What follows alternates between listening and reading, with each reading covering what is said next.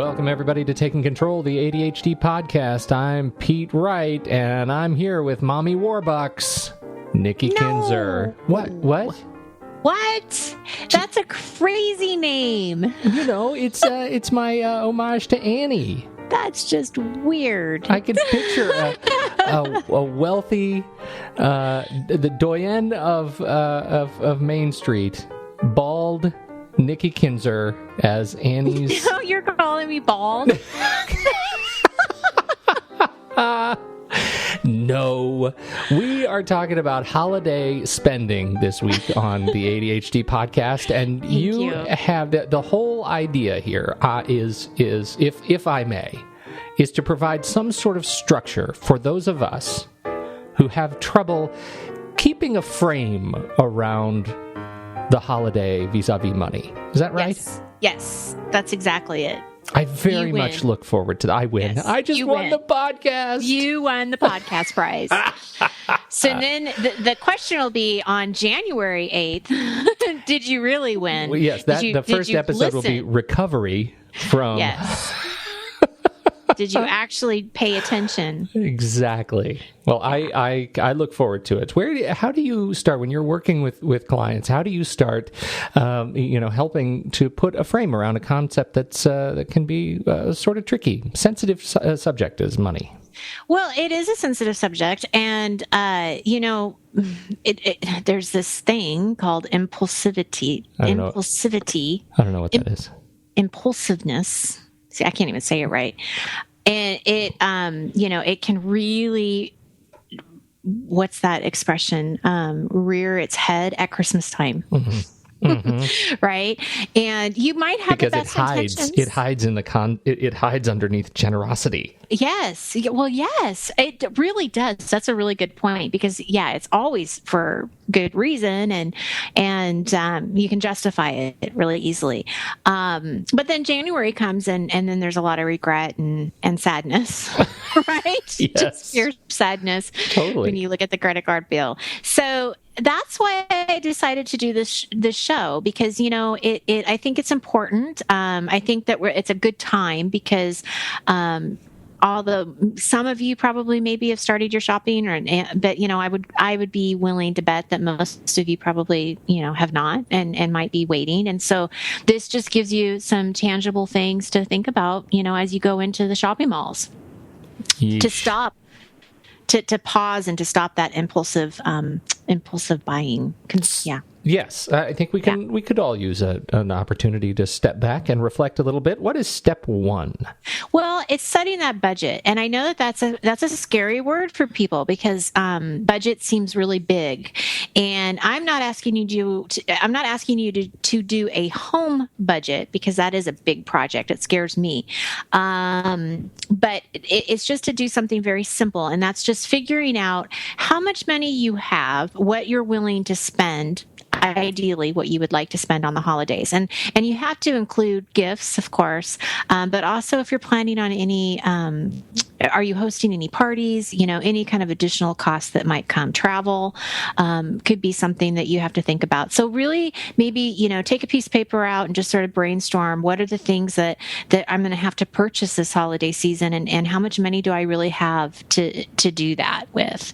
And so that's also looking at your bank account, your savings account, and being realistic.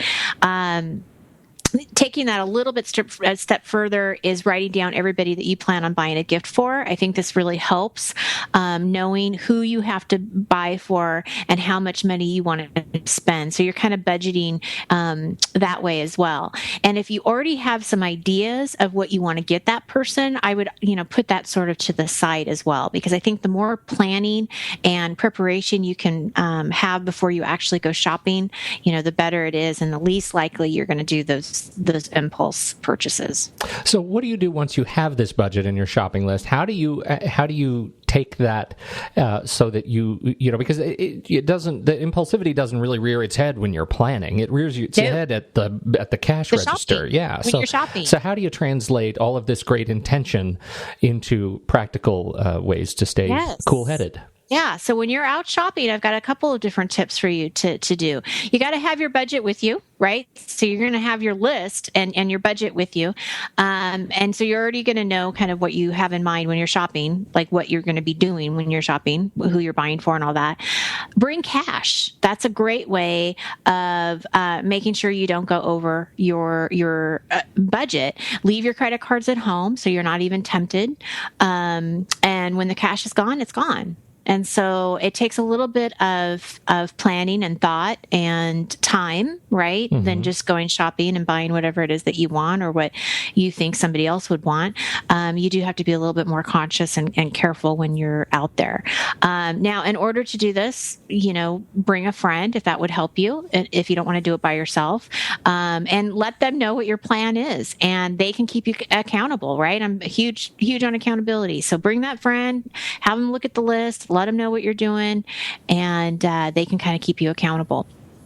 They can also help you with, if you find something that you want to buy, they can start asking you questions about it, which you don't have when you're doing this by yourself, right? But what this does is it kind of instills that pause button that you need to have. It makes you stop and think, is this something that I truly want to do? Is it important? And how is this going to affect the rest of my budget? I mean, all these kinds of questions can kind of come up. And it just, again, it provides you that time to reflect and really make a good decision than to react and make a bad decision. Oh, yeah, that's important. The other tip kind of on top of that is if you want to take even more time to think about it, put the item on hold for 24 hours and then come back later. If it's truly important, you'll come back. Sometimes people just won't think it's worth the travel, or the time to go back in. And so that, again, can kind of tell you how important it really is. So those are some kind of just tangible things to do when you're actually shopping. But then we have this idea about changing the way you think about what a gift could be. Well, that's right. And we've talked about this in past kind of holiday episodes of really considering less expensive gifts. And I'm still such a believer of this. The gift of your time is priceless. I mean, and it's nothing to you as far as cost goes, but it's priceless to somebody else. And not that I'm saying that you don't think your time is value, but you know what I'm saying. But offer babysitting, offer yard work, house cleaning, grocery shopping.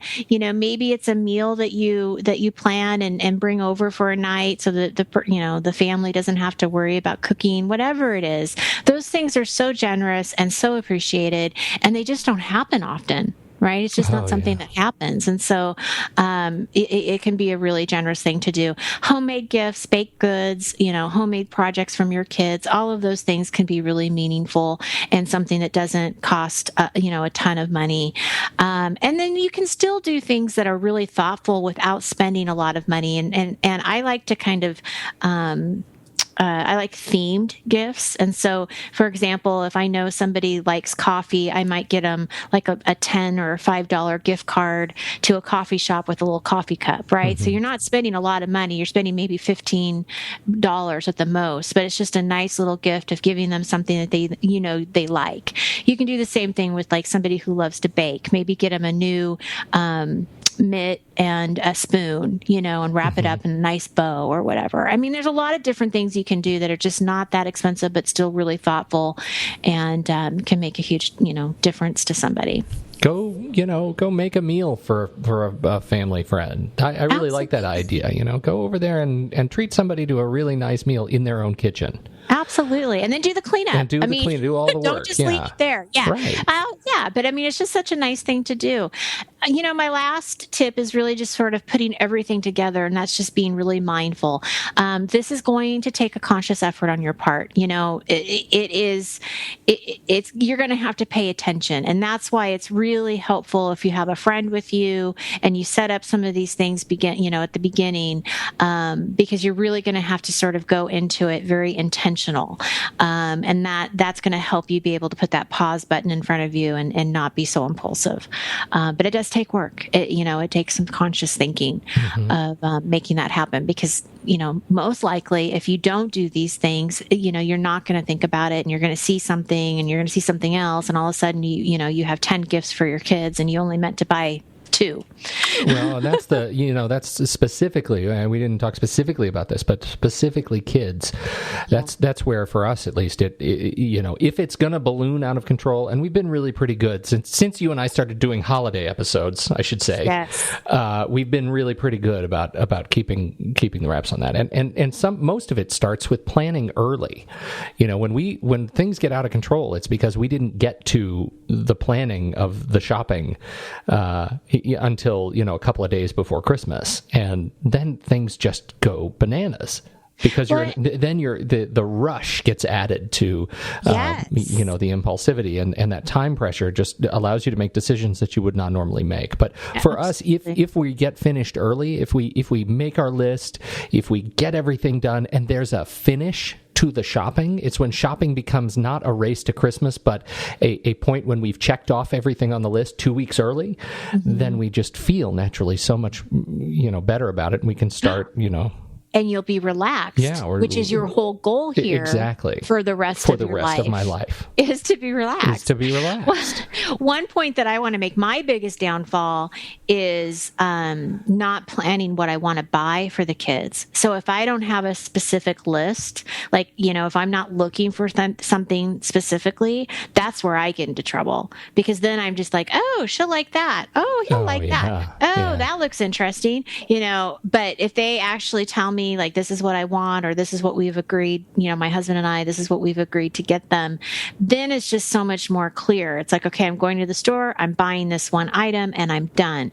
Versus really just like, wandering around. It's that's like, that is my biggest, that's my biggest downfall. I can't do that because I will I will somehow justify it. So I have to have that plan of sticking to my list. Well, these are some really good tips, and I am feeling relaxed just thinking about it. Yay. Yes. Then my job is done here. Your job is done. For everybody else listening to the show, you should head over to Take Control ADHD, and there you can find out lots of good information. You can subscribe to this podcast, but most importantly, you can sign up for group coaching. If you've ever considered getting some individual support with your ADHD challenges, now is the time. Group coaching, very small group coaching, direct group coaching with Nikki is open until December 29th. This is our open enrollment period. So sign up before it's gone, before all the spaces are filled. And so you can really start your 2015 right. That's right. That's right. And relaxed. Yes. Have support. Have support from the group. That will be our goal at the end of each group coaching session. Are we relaxed? Do we feel better about this? Pete Wright wants to know. That's my message to the world. Relax, people. That's right. This has been a great session. Take these tips to heart and see how they work for you in your own holiday planning process. Thank you, Nikki, as always. Absolutely, Pete. Thank you. That's wonderful. On behalf of Nikki Kinzer, I'm Pete Wright, and we'll catch you next week on Taking Control, the ADHD podcast.